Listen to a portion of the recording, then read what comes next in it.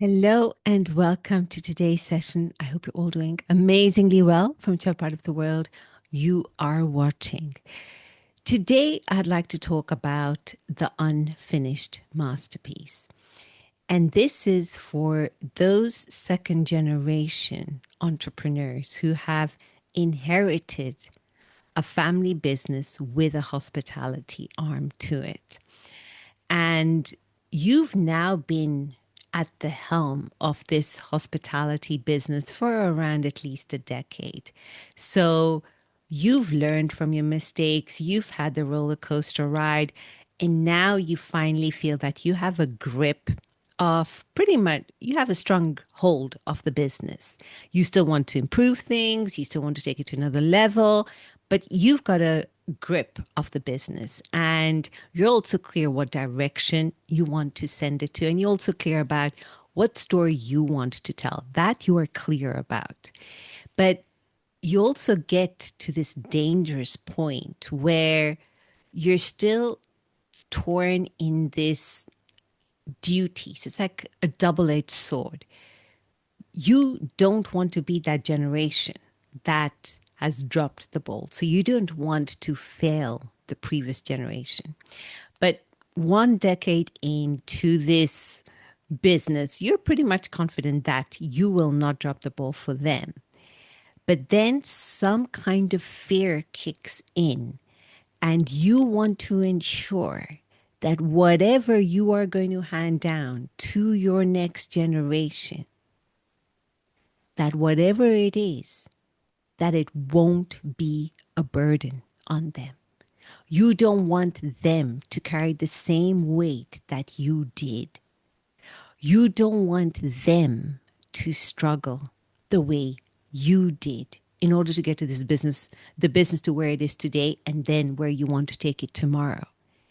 So you want to leave it as ironclad as possible so that the next generation, should they choose to take this business on, you know that you have given them something solid, something perfect, that it won't be the burden that you had to carry or wouldn't have that same weight.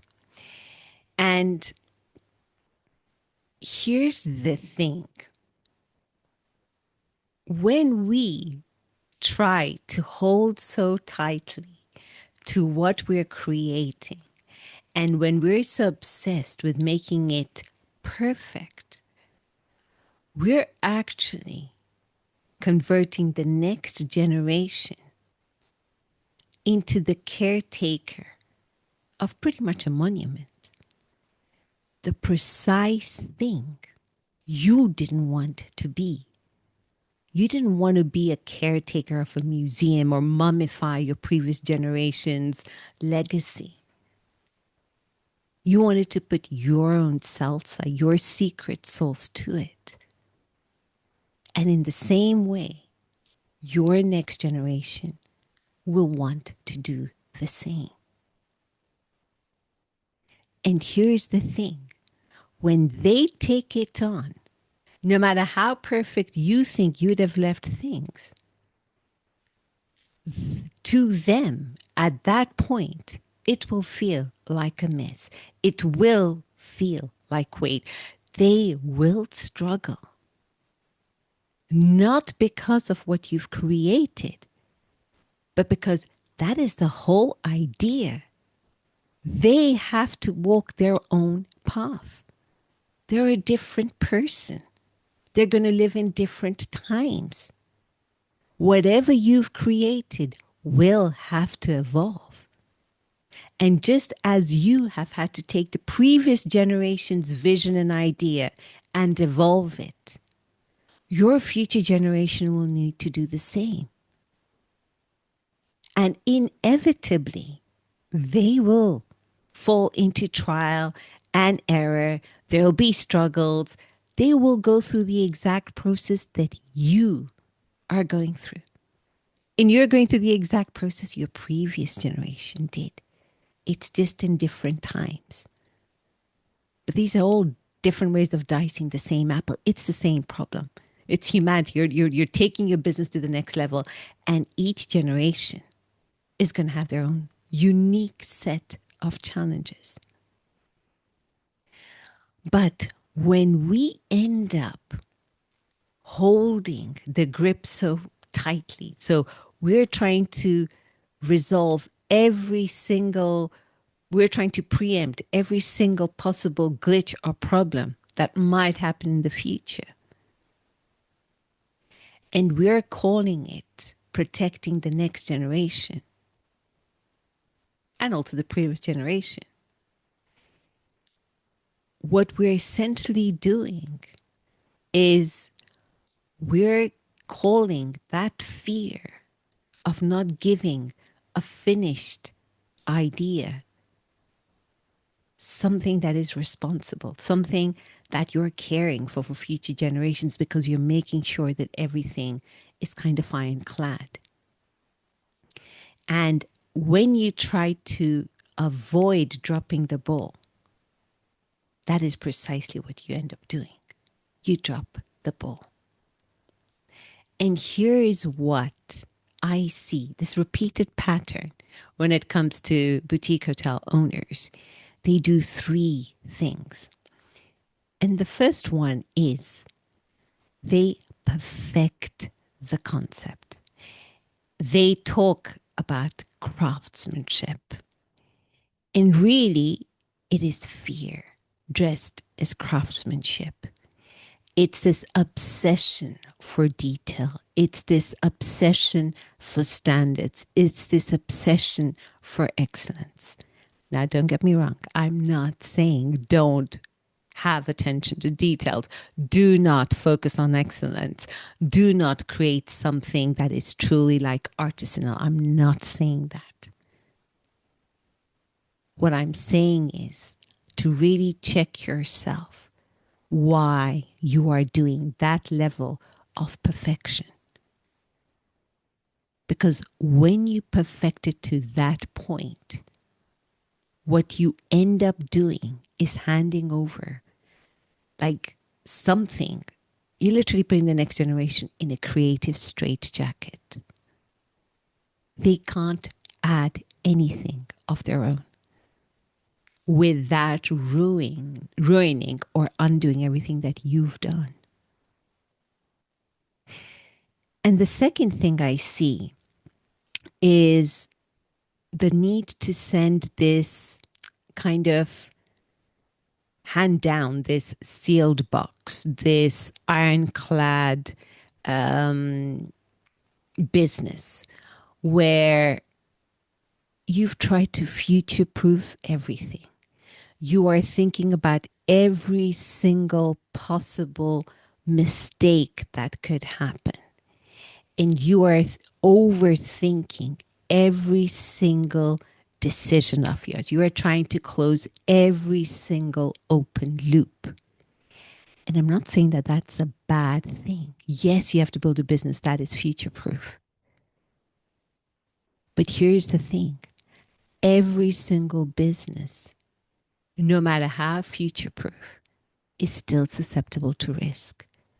You will never be able to eliminate that risk. It's impossible to eliminate that risk. So when you make every single decision beforehand, before before anything even happens, what you end up giving your next generation is that sealed box. So they have no choice but to become the caretaker of the museum piece that you have handed them. And that's never what you wanted. But that's what you end up doing. In the first scenario, what you're doing is you're putting people into a creative straitjacket because you're perfecting every single detail of your concept. This obsession with attention to detail, with getting everything right. And it doesn't matter if you want to get everything right. It doesn't matter if you want to put your standards of excellence. But it's because you want the business that way, not because what you want to hand down to the next generation is perfection.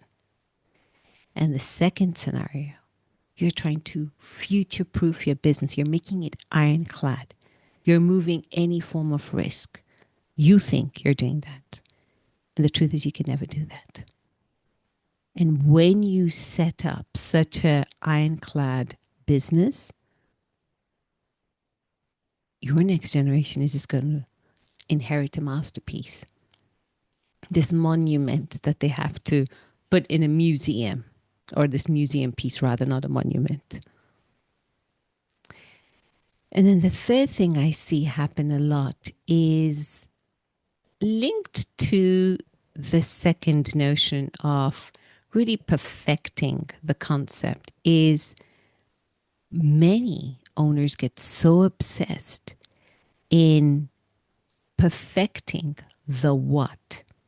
So your rooms, your wellness area, everything, your dining options, what experiences people are going to live. You're perfecting the what, but not the why. You're not perfecting why you're doing things a certain way. And the best example I can think of is Zita Cobb and the Fogo Island Inn and her economic nutrition label. She wants 65% of all proceeds to stay in the island, on the island. It doesn't go out of the island. That is really focusing and perfecting the why. She wants everything to stay on the island. That's her why. She's not said how that stays, what the exact elements are. She's just clear. Majority of the income, majority of the revenues stay on the island. So she's perfecting the why, not the what. And when you become crystal clear with the why, you let people to be very creative with what. And fundamentally, your why is related to your values. And those are the values you've inherited from the previous generation. Those are the values you have consciously chosen. And you definitely want your next generation to carry on those values because they're important to you. They're important to your family legacy. They're important to how you show up in the world. So those are the three things I see boutique hotel owners, particularly second generation, and they've been pretty much a decade at the helm. So once they've gone through the initial bumpy ride and they finally got a tight grip on the business, they fall into the trap of over perfection, of future proofing, of really perfecting each what instead of perfecting the why. And the reason they do that is because they don't want to drop the ball for the next generation. They actually want the next generation to take on a solid ironclad business because you don't want them to suffer. But here's the thing. Your story and whatever you're creating in this chapter of your family's legacy was never ever designed to be a finished masterpiece. Your contribution has always meant to be an unfinished piece of work. It's a work in progress. It's not the final decision you're making. It's not the final piece of work. You're contributing your part to a much longer story. And you're just accompanying in this chapter of this very long book. There is this concept of Renga. So Renga is a collaborative Japanese form of poetry where you have multiple authors and it's only one poem. And the poem was never ever intended to be a complete piece. So one author writes a stanza, so a verse, then another one adds their verse, then the next one adds their verse, and so on. And that is what keeps that Renga enduring over time. And one of the rules is that whatever you're writing is strong enough to stand on its own and open enough to be continued by the next person. So you were never meant to be the only author, and you were never ever meant to finish this entire poem. And I think that concept applies so much to legacy driven businesses, and particularly those owners who are second generation entrepreneurs, where you have inherited something from the previous generation. You've lived what it is like to see this business being built, the maverick in your previous generations. And you want to take this business on and take it to a completely different level. But you also don't want it to end with you. You want the next generations to take it on and make it their own. And the only way you do that is by making sure that you are being the author that is contributing your work, your stanza, your verse into an unfinished, bigger picture that is meant to endure long after you even have existed. So your work lives way beyond yourself. And it is taken on by the next generations, the next people. So when we try to perfect something, we only put everyone in a creative straitjacket, and we end up dropping the ball that we don't want to drop.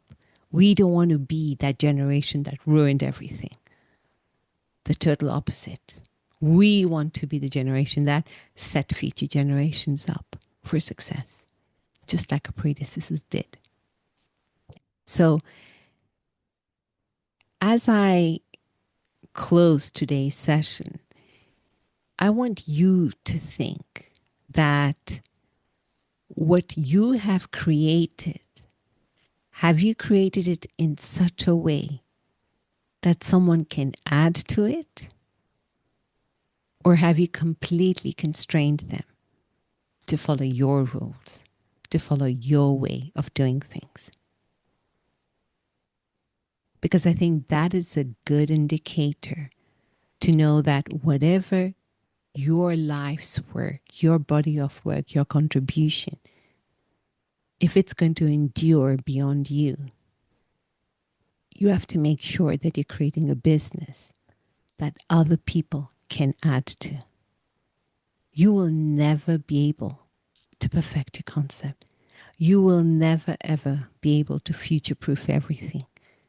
And when you're so obsessed with fixing every single element, the restaurant, the spa, the wellness area, the rooms, the lobby, the driveway, if you're so obsessed with the what, you will forget the why.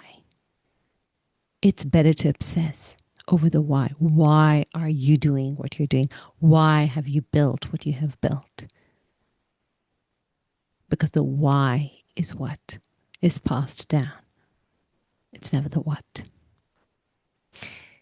And on that note, I leave you all. I wish you all a wonderful day ahead. Take care now.